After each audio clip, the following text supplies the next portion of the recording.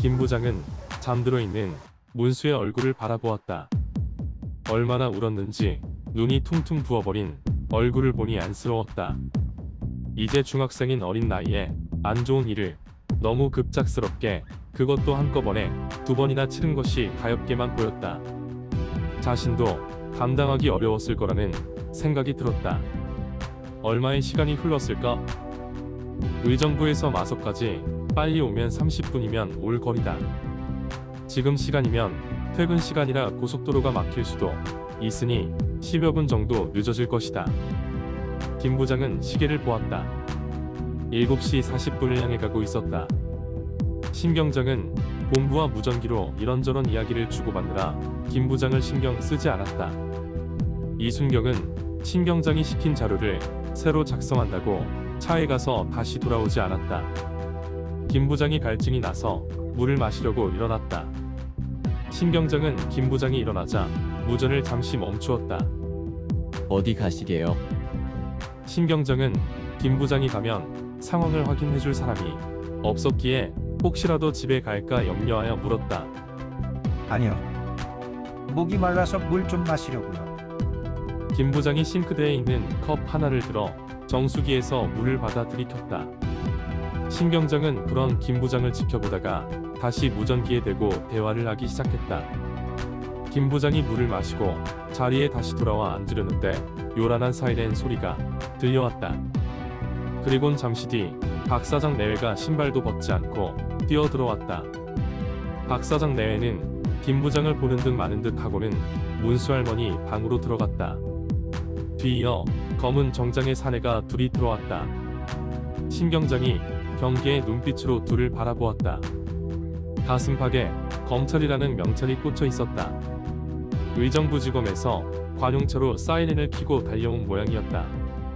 문수는 이런저런 소란스러운 소리에 일어났다. 박 사장 내외에 통곡 소리가 들려오자 문수는 할머니 방으로 뛰어들어갔다.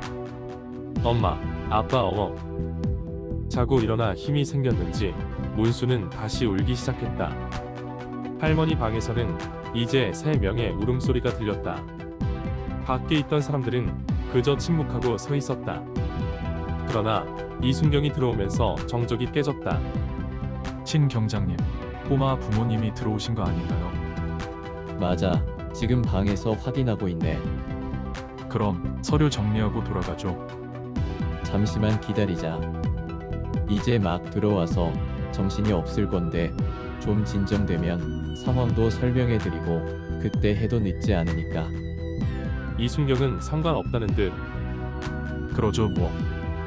짧게 대답하고는 검은 정장의 사내들을 보았다. 신 경장님, 저 둘은 어디서 나왔답니까? 안 물어보았네.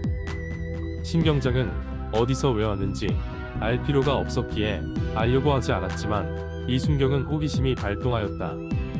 이순경이 검은 정장 사내들의 가슴팍에 있는 검찰 명찰을 확인하고는 의정부지검에서 나오셨습니까?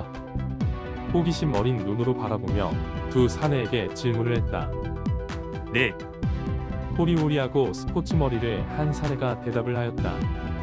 지금 최 전 대통령 불법 선거자금 사건 때문에 수사 중인 거죠.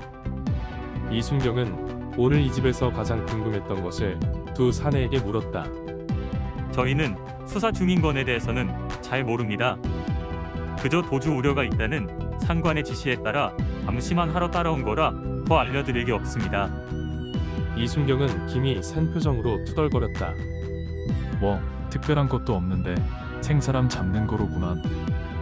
하며 비아냥거렸다. 신경장이 그런 이순경을 보고 있다가 한마디 하였다. 복무 중인데 귀찮게 말고 서류는 나에게 주고 사에 가서 쉬고 있어. 알겠습니다. 이순경은 무언가 재밌는 구경거리를 놓치는 듯 아쉬움 가득한 얼굴을 한 채 신경장에게 서류판을 넘겨주고는 밖으로 나갔다.